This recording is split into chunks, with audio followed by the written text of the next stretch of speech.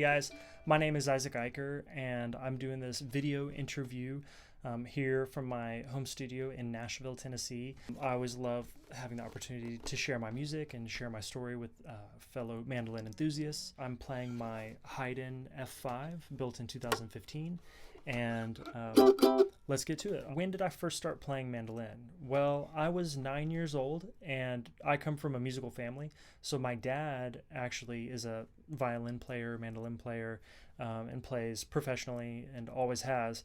And so I grew up in that environment, and I first started playing piano when I was 6 years old. And then when I was almost 10 years old, I started picking up the mandolin and doing these lessons with my dad, and he was teaching me, which was invaluable, private lessons with a professional.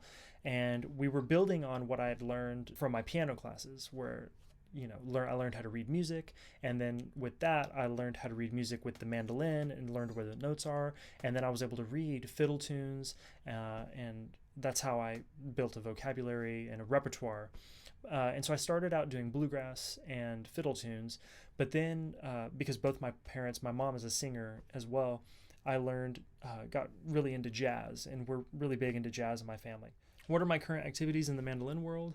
Well, right now I'm not doing as many concerts as I normally would, but as far as the groups that I play with my wife. Her name is Marcela Pinilla Eicher.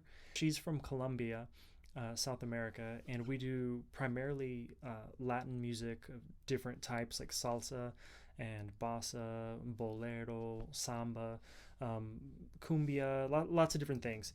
And so it's been interesting for me adapting those styles of music on the mandolin. I really love Latin music, and I speak Spanish as well, so it all ties in together. Yo guardo siempre tu querido nombre y tú que has hecho de mi pobre flor.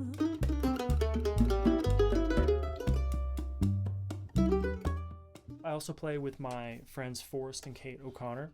They have a record coming out on Compass pretty soon that I played on a few tracks of.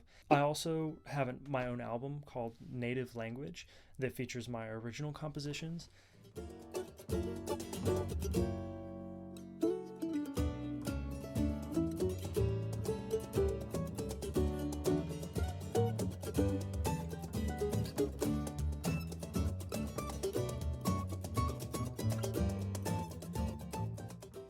As far as people that influenced me early on, somebody that influenced me in the beginning was Alan Bybee, and it's funny because I'm actually getting ready to teach at his camp next week in South Carolina, doing jazz mandolin.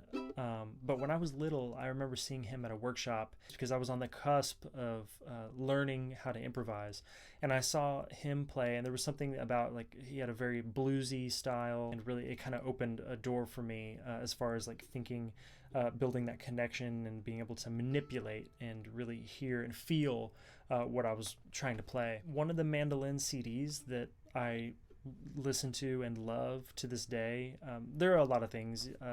David Grisman's music is so wonderful, and Chris Thiele, but one of Mike Marshall's projects with the Modern Mandolin Quartet is the Nutcracker Suite.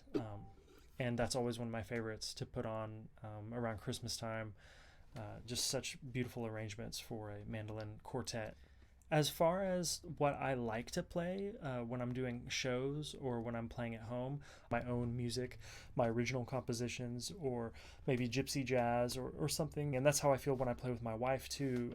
Oftentimes I find myself working on those things at home and just enjoying playing them. But I would say that I'm always working on improvising and expanding my knowledge of the fretboards. Those kind of like explorations at home can really become integrated into my playing and my vocabulary, and then they come out later in a show. So now I'll play you guys something that I was working on earlier this year, kind of as the pandemic was becoming a big deal here in the United States. And I've got this chorus that's like this kind of the jam section.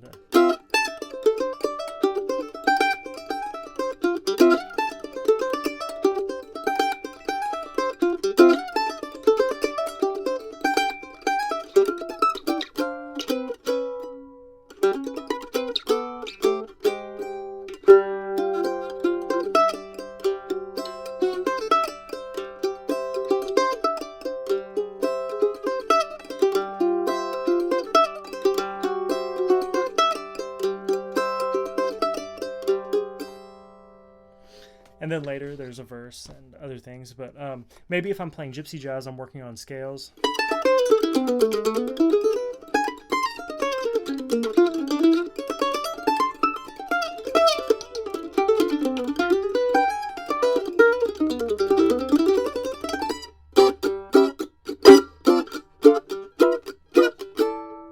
For example. Or maybe I'm working on my montuno, kind of my Cuban or like my Caribbean like salsa grooves.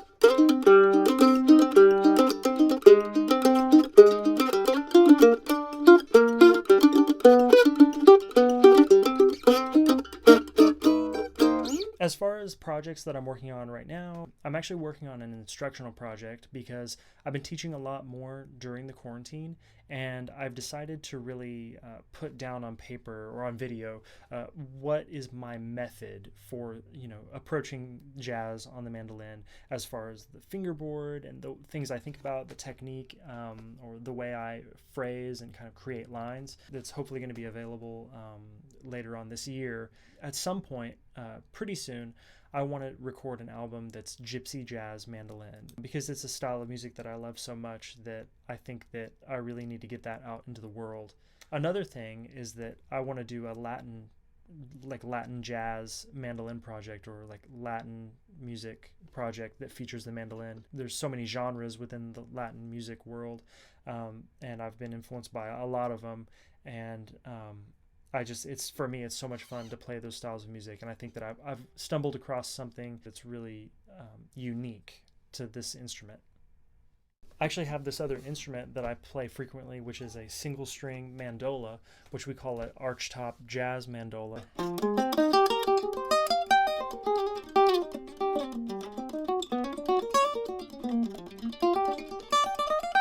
Super fun to play.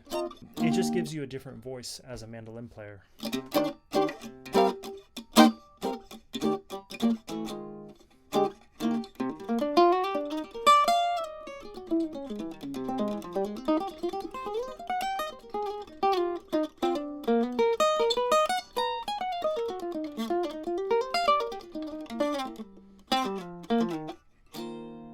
If anybody's interested in some mandolin lessons, don't be afraid to reach out or follow me on social media.